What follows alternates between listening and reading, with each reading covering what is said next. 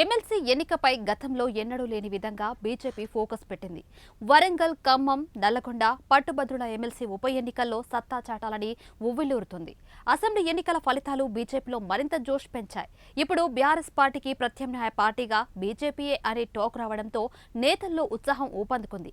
దీనికి తోడు రాష్ట్రమంతా బీజేపీకి పేరున్న నాయకులే ఉన్నారు. అర్బన్లోనే కాదు, రూరల్ నియోజకవర్గాల్లోనూ బలమైన నాయకత్వం ఏర్పడింది.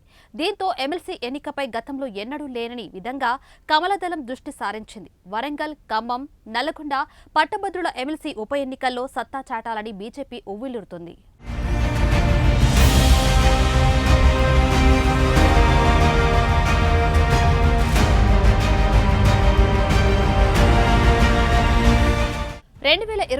అసెంబ్లీ ఎన్నికల ఫలితాలు రాష్ట్ర రాజకీయాలు ఊహించని మార్పును తెచ్చానడంలో అతిశయోక్తి లేదు.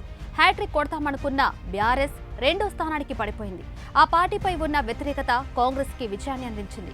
2018 ఎన్నికల్లో ఒక్క సీటు మాత్రమే సాధించిన బీజేపీ 2023కి వచ్చేసరికి 8 సీట్లకు చేరుకుంది. 2018లో 6.98% ఉండగా 2023లో డబుల్ అయ్యి 13.90% ఓట్లు బీజేపీ ఖాతాలో చేరాయి. అయితే ఒక లోక్సభ ఎన్నికల్లోనూ డబుల్ డిజిట్ సాధిస్తామని కాషాయ నేతలు ధీమాగా ఉన్నారు. పార్లమెంటు ఎన్నికలతో రాష్ట్రంలో బీఆర్ఎస్ పరిస్థితి అయిపోయిందని, ప్రత్యామ్నాయ పార్టీగా బీజేపీ ఎదిగిందనే విశ్లేషణలు బలంగా వినిపిస్తున్నాయి. ఈ నేపథ్యంలో పట్టభద్రుల ఎమ్మెల్సీ ఎన్నికను సైతం ఛాలెంజ్గా తీసుకున్న రాష్ట్ర బీజేపీ పెద్దలు అందుకు తగ్గట్టుగా కార్యాచరణ మొదలుపెట్టారు.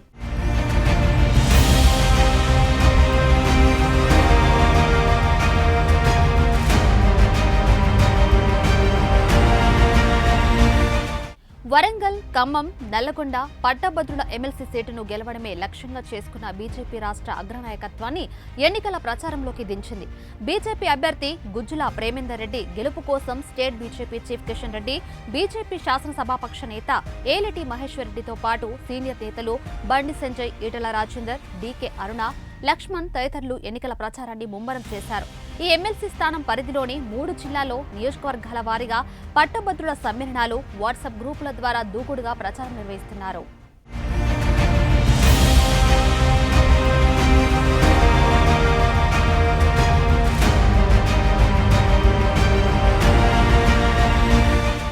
వరంగల్, యాదాద్రి బీజేపీ రాష్ట్ర అధ్యక్షుడు కిషన్ రెడ్డి ప్రచార కార్యక్రమాలు నిర్వహించారు.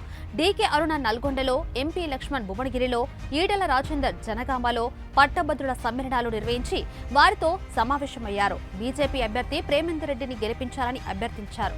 పట్టభద్రుల ఎమ్మెల్సీ స్థానం ఉప ఎన్నిక ప్రచారానికి ఇంకా 3 రోజులే గడువు ఉండటంతో మరింత మంది బీజేపీ కీలక నేతలు ప్రచారం నిర్వహించే ఛాన్స్ ఉందని సమాచారం.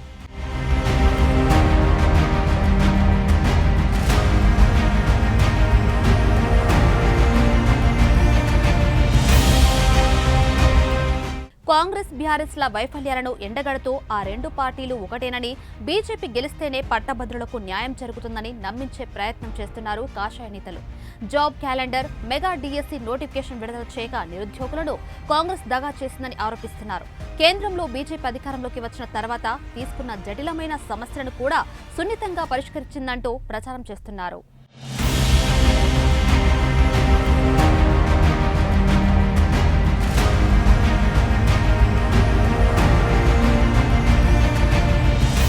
భువనగిరిలో నిర్వహించిన ఎమ్మెల్సీ ఉప ఎన్నిక ప్రచారంలో ఎంపీ లక్ష్మణ్ మాట్లాడుతూ, ప్రజలు పన్నుల రూపంలో కట్టిన డబ్బునంతా గ్యారంటీలు, ఉచితాల పేరుతో కాంగ్రెస్ ప్రభుత్వం వృధా చేస్తోంది. కాళేశ్వరం ప్రాజెక్టులో జరిగిన కుంభకోణం, విద్యుత్ కొనుగోలులో అవకతవకలపై ఇప్పటి వరకు ప్రభుత్వం ఎలాంటి చర్యలు తీసుకోలేదు. ఇక్కడే ఆ 2 పార్టీల మధ్య ఉన్న బంధం ఏమిటో ప్రజలకు తెలిసింది. కేంద్రంలో బీజేపీ అధికారంలోకి వచ్చిన తర్వాత ట్రిపుల్ తలాక్, ఆర్టికల్ 370 రద్దు వంటి జటిలమైన సమస్యను కూడా ఎంతో సమయస్ఫూర్తితో క్లియర్ చేసింది. రాష్ట్రంలో బీఆర్ఎస్ మీద వ్యతిరేకతతోనే కాంగ్రెస్ అధికారంలోకి వచ్చింది. రాబోయే రోజుల్లో రాష్ట్రంలో బీజేపీ ప్రభుత్వాన్ని ఏర్పాటు చేయడం ఖాయం. కేవలం బీజేపీ వల్లే రాష్ట్ర భవిష్యత్తు మారుతుంది. ఆలోచించి పట్టభద్రుల బీజేపీ అభ్యర్థికి ఓటేయాలి అంటూ పట్టభద్రులకు పిలుపునిచ్చారు.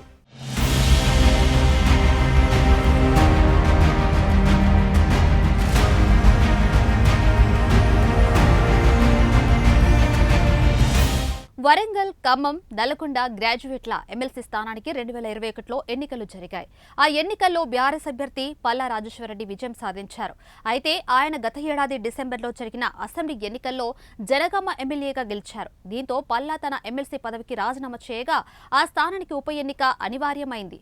మొత్తం 52 మంది అభ్యర్థులు బరిలో ఉండగా కాంగ్రెస్ నుంచి తీన్మార్ మల్లన్న, బీజేపీ నుంచి గుజ్జల ప్రేమందర్ రెడ్డి, బీఆర్ఎస్ నుంచి ఏనుగుల రాకేష్ రెడ్డి ఎన్నికల బరిలో నిలవనున్నారు.